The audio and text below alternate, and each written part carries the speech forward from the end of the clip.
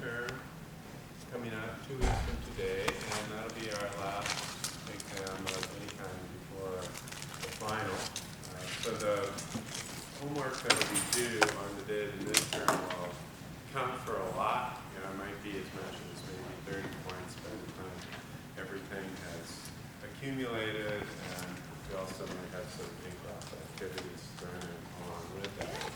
Today's going to be kind of an exciting day because once we finish up with a couple of applications, we'll move on to magnetism, which is chapter 28 in your textbook. And so that is the counterpart of electricity and is necessary for us to complete the picture for an electromagnetic wave and for understanding how devices, for example, like a DC motor and a generator work. And so the whole principle of magnetism is critical to understanding a good percentage of the technological applications that we have that relate to electronics in general. So what I wanted to start with today is a variable resistance calculation that is the kind of thing that's used for what's called a brain probe. What's a brain probe? Well, it is a very pointed conductor that can, on brain tissue, zero in on an extremely specific location. So inside of the brain, you have lots of neural activity going on, and it's extremely compact. The amount of information that is contained is astronomically big, and it's been called the most complicated instrument that we know of, at least in the universe, the human brain. And so to be able to get an accurate reading, something that has such compact information, we have to have a probe that comes down to a very, very thin point. But we already know that resistance R for a constant cross-sectional area of a wire is rho L over A. And so if we're talking about something that has a little tiny tip on it, then that means, and we're talking about maybe micrometers in terms of because we want to be sensitive to micrometers in terms of the position of the probe in the brain. It's basically way sharper than the point on a needle. But to do that, if we were to continue that area out, we would have a gigantic resistance. So that's not going to work because the information that's contained within the brain is not a lot of voltage. And so we need to have low resistive probe in order to measure it, but we also have to have something that comes to a very specific point so that we're not averaging out the neural activity over larger sections of the brain. So these kind of brain probes are used a lot, for example, in epilepsy to determine what the activity level of the brain is in different parts of the brain and how those all coordinate with each other can then be treated if it can be mapped out properly. And so let's take a look then at how we would calculate the resistance of a tapered resistor. But our strategy here would be that we want it to be very short, and we want it to fan out to a very large area very quickly. So this would be our small area on the probe tip, and this would be our large area farther away. And we want this distance to be pretty small. For our purposes here, let's make that distance 2 millimeters. So this is going to need to be machined very precisely if we want this to be on the order of micrometers, and on the other side, have that, say, be on the order of millimeters. And so let's figure out what the resistance of such a probe might be. we can look at the general expression for the calculation for a tapered resistor, and this is right off of that last handout that I passed out to you. So we know that if the area is constant, we can write R as rho L over A. But if the area changes, then we can say dr is equal to rho dl over A, where A is the area at some specific length L. So as we go to different lengths L here, then this distance here would be dl. And associated with that, we'd have an area here, A. But that area there would be smaller than that area. And this would be the largest area that we could have. So we have a variable area. We could write this expression that is the integral, because we're going to have to sum up all those little dLs to get the total resistance. To get the total R, we have to sum up all the little dLs, but each one has an area that varies. If the area didn't vary, then you could just pull the rho and the A outside and integrate dl, and you just get rho L over A. But here, A is a function of L. And so what is A? Well, A is pi r squared. Okay? And so whatever the radius is at a particular point, call that R, then that'll be the area at that particular point. And so how can we relate those together? Well, we can draw a line through the middle of this and make that our L axis, and then our vertical line here can be our radius axis. And then we can just write the equation for a straight line, because here, this is R equals some slope. What is the slope? Well, here it's B, here it's A. So it's B minus A, rise over run, over L, which is the length of the resistor. Here, this is L. B minus A over L times the length L plus the vertical intercept. In this case, the vertical intercept is A. And so this is just in the form y equals mx plus b. And so we could then say, okay, well, I'll just integrate this from 0 to L. And I'll plug in what R is. But, that's B minus A over L times little l plus A. And we square that. That's in the denominator here. And so we got kind of a nasty integral. Certainly, we could perform the integral. But there's an easier way. We could write everything in terms of R, and then integrate over R. In that case, if we write everything in terms of R and integrate over R, then we're figuring out the entire resistance for a little shell that has an area A, and then we're adding up all those shells to get the total resistance. And so that'll be a little easier here because we can write L in terms of R or R in terms of L. Either way. But if we write R in terms of L, we've got a nasty integral. So let's just see what happens if we go the other way. So we could then say that, well, if R is B minus A over L times little l plus A, then dr is going to be B minus A over L times dl.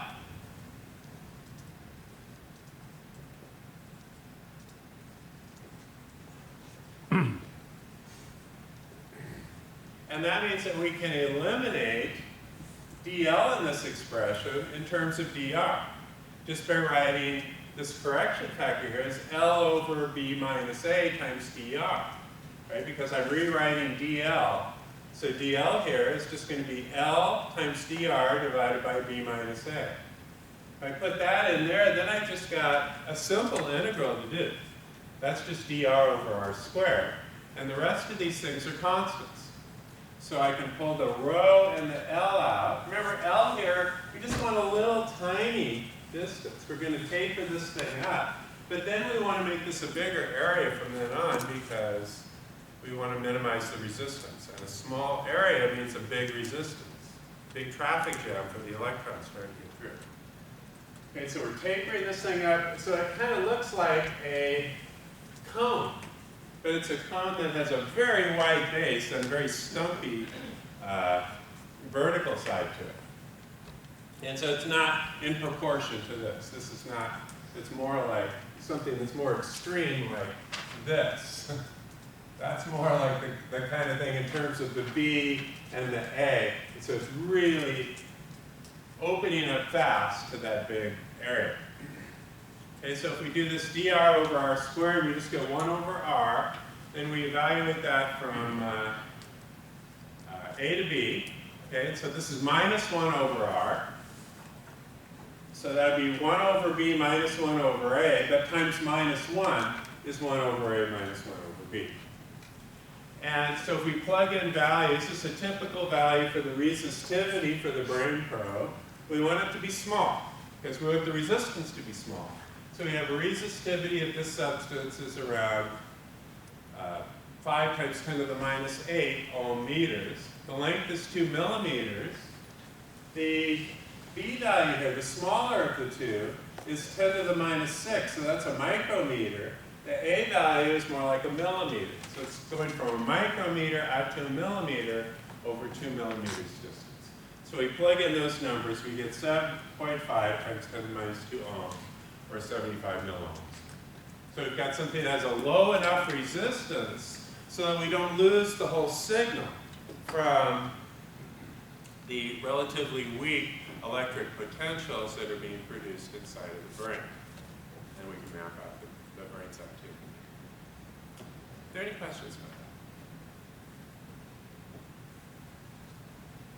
that? Okay, the next example I wanted to look at, it's also a calculus example, and expect that you will see a couple of calculus type problems on the midterm. So here's one that relates to capacitance. And it also connects in with Gauss's law. So this is a perfect chance for me to test you on both Gauss's law and capacitance at the same time. Okay, and so we have a cylindrical capacitor. This is going to work as long as the A and the B values are small in relationship to the length L. So this length is L here, and I haven't really drawn it properly to illustrate the semi-infinite result. But this distance there would be A, this distance there would be B. So what we'd have then is a thin cylindrical shell of radius B.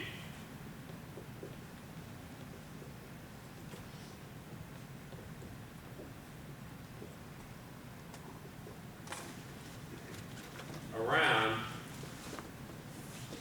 a solid conductor of radius A. It's cylindrical.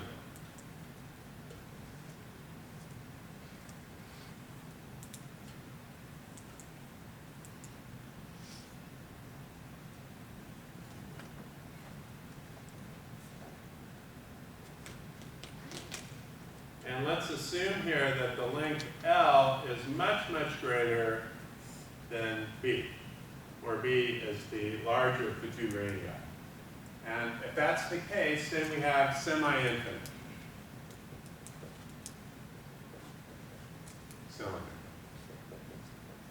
Just like for the semi-infinite plane, we could think of the capacitor as being two conductors in which the distance between the positive and the negative side is the same all the way through. So that's what we have here. All of the charges on the surface of the conductor, and the outside, we could say in this case, is negative. So that if we measure the voltage from B to A, we're going to get, well, it's going to go from negative to positive, so we're going against the electric field lines. The electric field lines we know go from positive to negative. So to go from negative to positive, that's going to be an increase in voltage. So we'll be at a higher voltage on the outside shell than we are on the inside as we go from B to A. And that's what we would be measuring then with a voltmeter here, VBA. You're measuring the voltage difference between the outside and the inside of the semi-infinite conducting cylinder that's charged. So we have a charge lambda plus lambda on the inner surface and minus lambda on the outer surface, where the magnitude of lambda is equal to Q over L. So that's the total charge stored on the capacitor Q divided by L, which is the length of the capacitor. So we can see that this very naturally lends itself to a Gauss's law problem.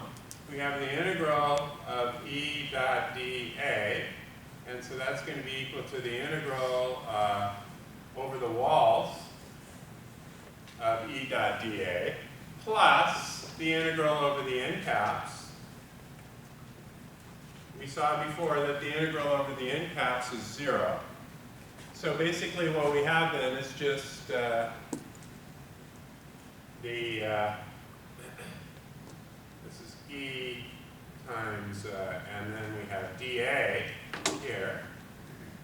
And so that's just E times A, because we have E is constant around our Gaussian surface, all the way around. It's in the same direction as the unit normal to the surface, and the area is just 2 pi r L. So this is something we've done before a few times. And so then the charge enclosed is lambda L over epsilon naught, and we get the electric field once again, lambda over 2 pi epsilon naught r. Or that would be the same thing as 2k lambda over r, if we used our Coulomb constant, where k is 1 over 4 pi epsilon naught. Then 1 over 2 pi epsilon naught would be 2k, so we could do it that way too. And so if we want the magnitude then of the voltage difference, we have to integrate the electric field over r. And so that's going to be the integral of lambda over 2 pi epsilon naught r dr. And if we integrate in this direction from b to a, that's the negative of the integral from a to b. This whole thing was minus to begin with.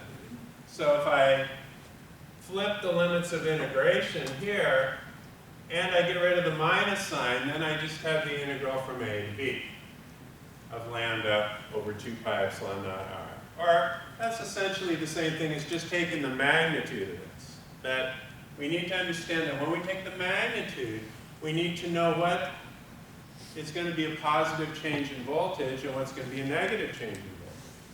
And we know that if we swim against the electric field, then that's a positive change in voltage. If we go with the electric field, that's a negative change in voltage.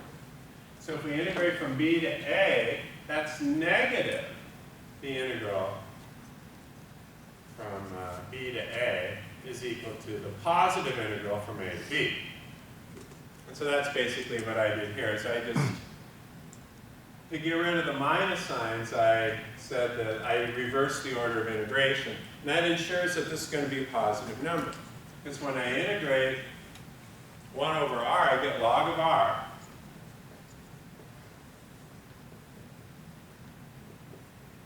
Evaluated from r equals a to b.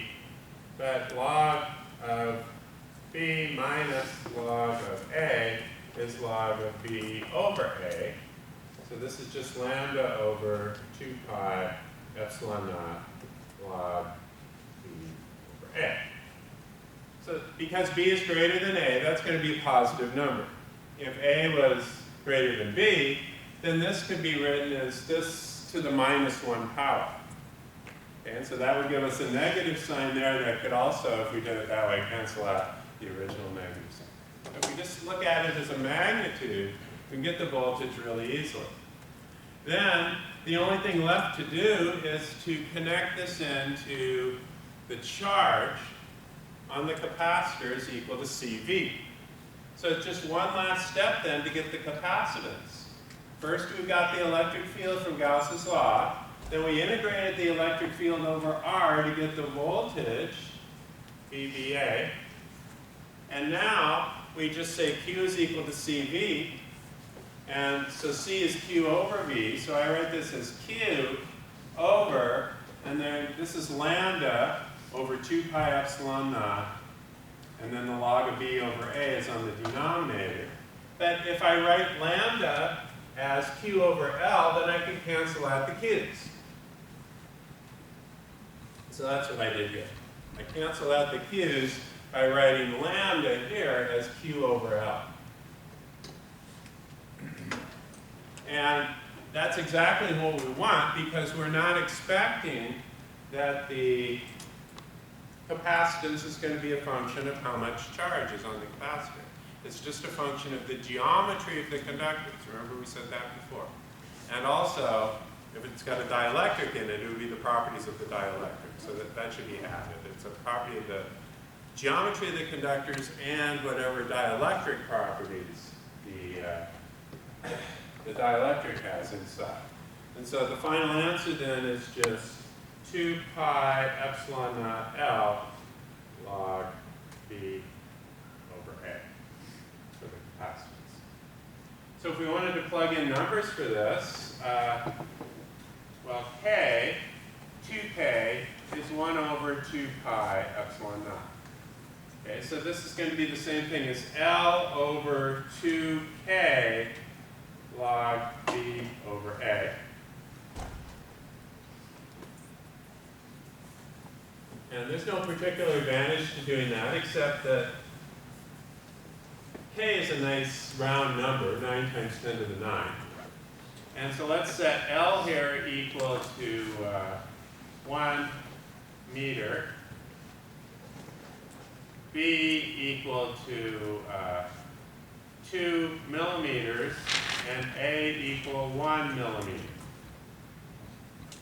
Okay, so then what we have here is 1 divided by 2 times 9 times 10 to the 9, Newton meter squared per Coulomb squared, times the natural log of 2. Natural log of 2, 0.69. I chose that number because it's the only log that I know. Well, I know the log of 1 is 0. Okay, and so here then we have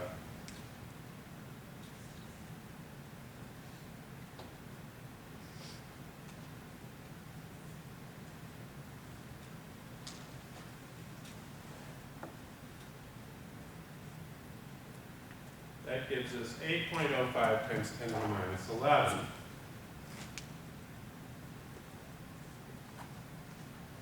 Farads.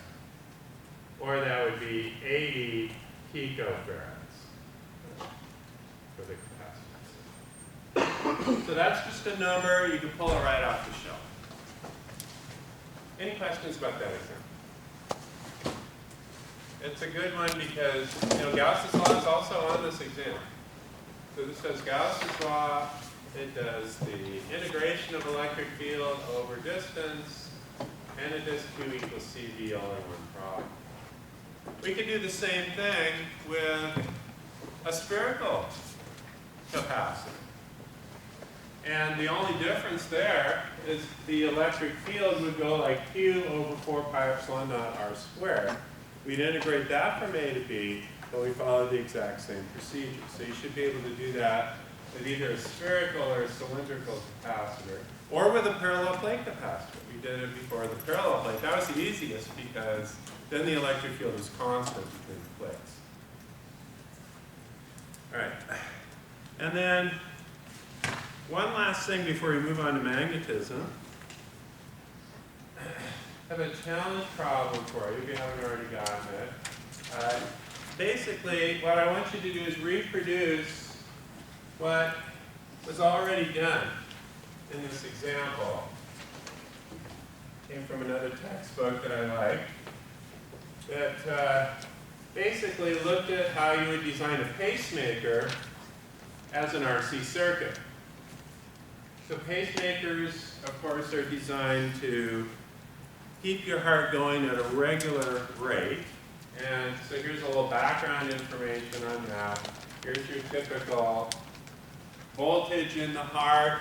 And so if this is regular, then In other words, if the internal processes inside of the heart are recuperating fast enough, then this thing will pick up where it left off and it will continue to beat regularly. But if that doesn't happen, and this is somewhat common, you can get different kinds of conducting paths that go along smaller loops. This can upset the whole thing. It's kind of like a dripping faucet. If you have the drips far enough apart from each other, then they fall regularly. But if one drip starts interfering with the next drip, then they can start dripping chaotically. And the same thing is true. The same principles of chaos that are working in either case.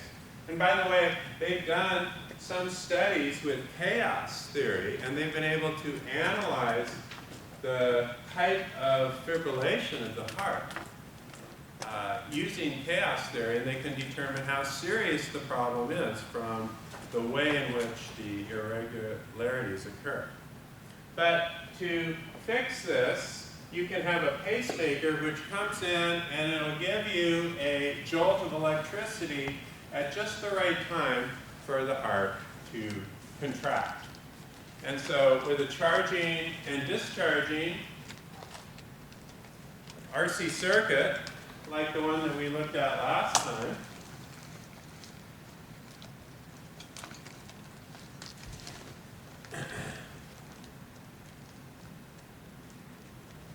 you have these kind of curves during the charge and discharge phases.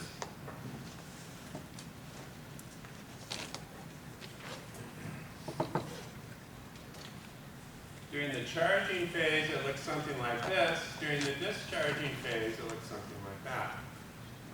And so here, we want the charging phase to be longer. And so the time here needs to be the time between heartbeats.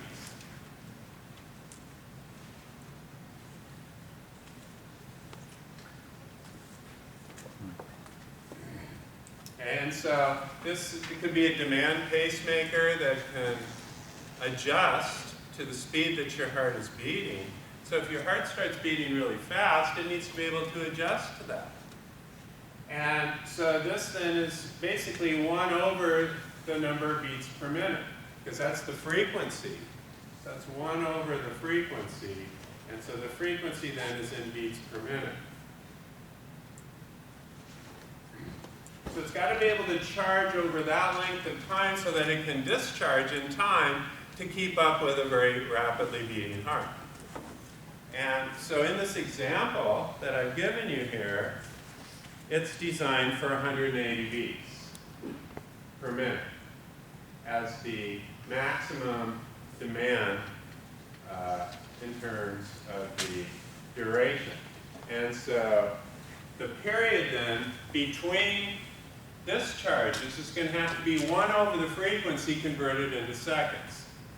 And then we want the discharge curve to be very rapid. So the charging curve is slow, or slower, because we have to be able to keep up with the rate at which the heart is beating. We want this time to be small.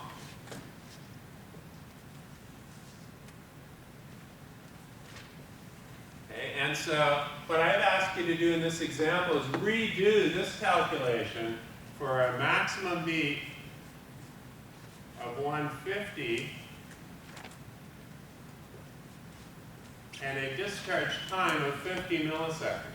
Okay, so we want it to discharge quickly so that it's getting the same kind of electric pulse that would be gotten from your natural pacemaker inside of the heart. But it's got this amount of time to charge the capacitor between cycles. And so that's what we're doing then, is we're figuring out how to design this thing to make that happen. And so here's the basic charging cycle. With this switch open, we're going to charge the capacitor along that bigger loop. Okay? And here R1 is what you choose. And R2 is the resistance of the heart.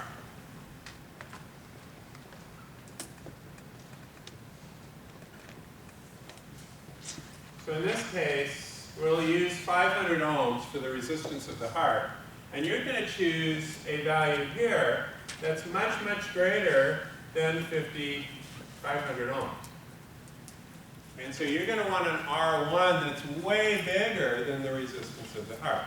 The reason for that is during the charging phase, we want this to be controlled by R1. Remember that our time constant, tau, is equal to RC.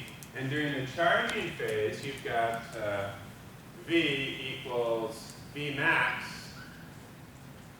times 1 minus e to the minus t over RC power. Okay? And so you can then figure out what the time needs to be from the reciprocal of 150 beats per minute. Then from that, you can solve for the value for the resistance. And the value for the capacitor here is given. And so this was done then for 180 beats, and for a discharge time of 100 milliseconds. And so basically all I want you to do is follow through the exact same procedure, but change the numbers so that you can see what's happening during the charging phase and then during the discharging phase. So this thing will charge in an amount of time that's 1 over the frequency in units of seconds of 150 beats per minute. And then you want it to discharge over a much shorter time. And so how do you discharge? Well, you close the switch, and then the capacitor's all charged up here. And so it's ready to discharge to give the heart a little jolt. And so it's got two choices of the way the current can go. It can try to go this way, but the resistance here is going to be on the order of 100 kilo ohms, whereas this is only on the order of 500 ohms, less than a k ohm. So this is something like 200 times greater resistance than this one. And so therefore, it's going to go through the heart. It's not going to go through this resistor because this is a higher resistance path. This is a lower resistance path. And so almost all the current will go this way. This will cause the heart to beat. That will discharge the capacitor. And then the switch will open again. It'll charge for this amount of time, 1 over the frequency in beats per minute, 150 beats per minute, and then discharge when the switch closes along this easier path. So RC circuits are all over the place. Turns out neurons also work as RC circuits. You can think of the way that the brain works and the activation potential within the neurons as being like an RC circuit. So these are important applications that want to make sure that you have a basic familiarity with. So during the discharge phase, you'll use this equation, V equals V max times e to the minus t over RC. But you have a different time now. You have 50 milliseconds here, whereas here you had whatever this time was that was 1 over the frequency. And you solve for that capacitance value, or that resistance value, sorry, for a particular value for the capacitance. And so that gives you all the information you need to solve the problem. Are there any questions about that? Yeah. So the formula in blue is for the charging phase? Right. The formula in black is for the discharging phase? Right. So this is your discharging phase there. This is your charging phase there. So you charge with the switch open, then the switch closes. This becomes the easier path. So maybe a little bit of current goes this way, but only 1 part in 200 or so. And the rest of it goes through and causes the heart to contract. And so by doing that then, you get the heart back on track. And hopefully the pacemaker just kind of gets it going, re-regulates it again, so that it's a demand pacemaker, doesn't have to be on all the time. Because it's better if your own body just kind of gets reset. You know, it's like turning off the computer and then back on again when something goes wrong with the computer. You can just reset it rather than having to constantly send, because the current that we send in isn't going to be exactly what the body does, and so over time that can cause damage. How does the pacemaker change what frequencies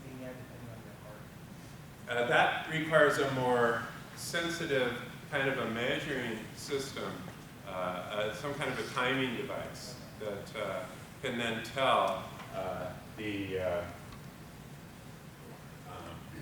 system how, but if it can recover this slowly, it can easily recover in a longer period of time than that, which would be what would happen if the heartbeat goes down. Right. So this is just looking at the limiting case of the fastest that it has to charge and discharge. But for slower values, you don't need to wire in a different set of resistors for every value of the heartbeat, okay? Because it'll be over 7-time constants instead of 6-time constants if the heart rate is lower than that. Any other questions? All right, so let's leave this subject now, and let's move on to